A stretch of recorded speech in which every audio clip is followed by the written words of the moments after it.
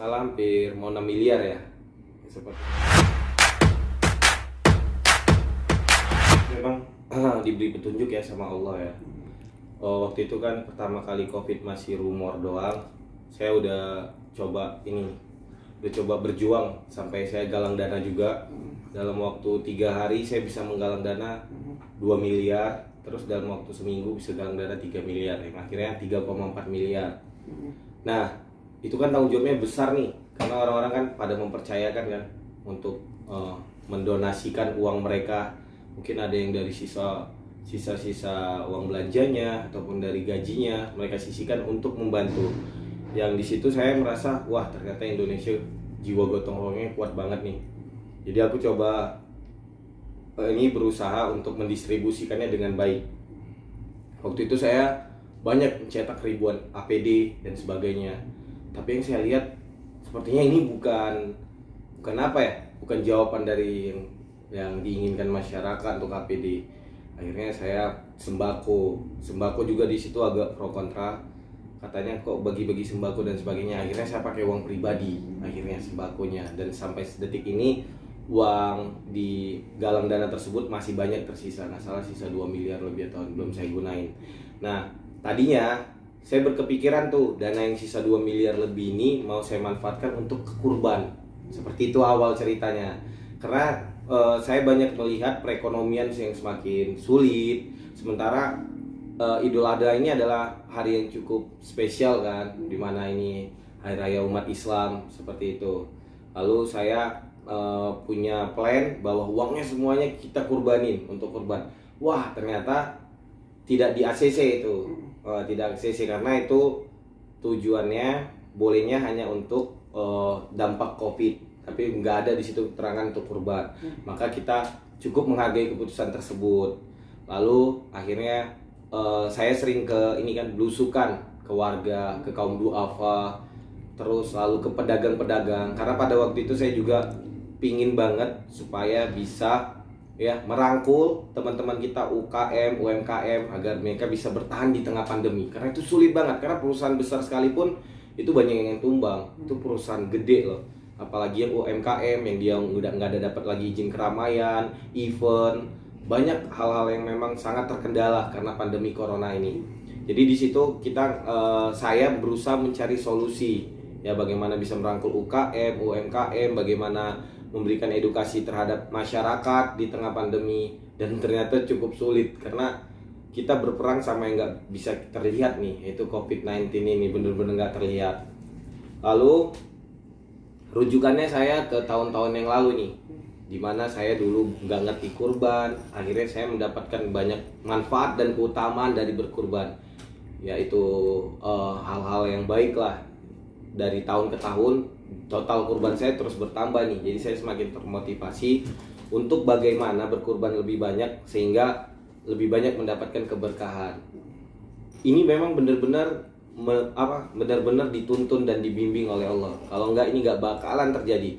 Yaudah, karena itu enggak jadi, saya putuskan untuk dari dana saya pribadi ya, selama ini yang saya kumpulin untuk 100 sapi itu awalnya. Ketika itu saya survei masjid-masjid yang membutuhkan. Wah, di situ dapat petunjuk. Ternyata biasa di masjid ini yang kurban 4 ekor sapi gitu. Ada 20 kambing, tapi tahun ini nggak ada gitu. Dan hampir semuanya masjid seperti itu mengeluh. Wah, ya udah deh, nggak apa-apa. Kita tambahin masjidnya yang tadinya 100, bagaimana kita 350 gitu. Karena 100 aja kan kalau sapi rata-rata 20 juta itu udah 2 miliar ya. Itu bener-bener harus butuh latihan lah gitu, butuh latihan untuk bisa kurban seperti itu gitu. Lalu akhirnya setelah kita 350 deal, kita dapat petunjuk lagi nih. Apa petunjuknya? Banyak sekali ya saudara-saudara kita pedagang hewan kurban yang sedih. Kenapa gitu? Udah mau deket hari H tapi dagangannya belum laku gitu. Sebenarnya ini saya dikasih petunjuk pelan-pelan nih, dituntun, diarahin, dibimbing. Ya udah, dibeli aja hewannya biar dia nggak itu. Soalnya ada yang sampai frustasi karena dia kan ini kan dagang makhluk hidup ya. Dagang makhluk hidup apabila mati atau nggak laku, karena dia harus ngasih makan kan setiap hari. Sementara itu sebagian pedagang ada dia yang hutang dulu gitu. Contohnya dia beli 100 ekor, dia bayar 50% dulu, 50%-nya setelah didagangkan. Nah, dari kesulitan itulah saya coba membantu mereka lalu menjadi 404 ekor ini. Yang harapan saya, semoga ketika saya bisa membantu kesulitan orang lain, maka Allah akan permudah saya gitu. Ekor di beberapa wilayah di Indonesia itu benar-benar gak mudah. Akhirnya saya tadinya saya merangkul HIPMI ya. HIPMI itu kan suka event ya dan sebagainya. Tapi ada orang event juga saya rangkul untuk bagaimana mensukseskan kurban ini dengan baik. Lalu di situ dia, ini kan prestasi yang luar biasa. Kenapa nggak sekalian di rekor muri aja?